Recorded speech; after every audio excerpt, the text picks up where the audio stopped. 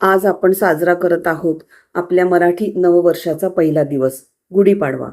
हा सण आनंद, उत्साह आणि नव्या सुरुवातीचं प्रतीक आहे. गुढीपाडवा म्हणजे विजयाचं, समृद्धीचं आणि सकारात्मकतेचं प्रतीक आहे.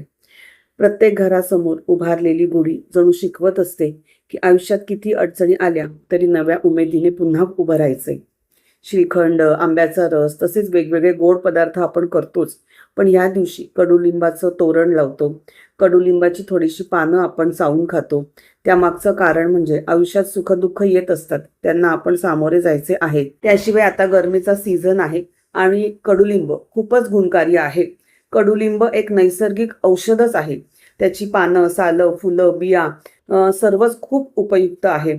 रक्त शुद्ध करते, त्यामुळे सर्वच आजारापासून संरक्षण होते.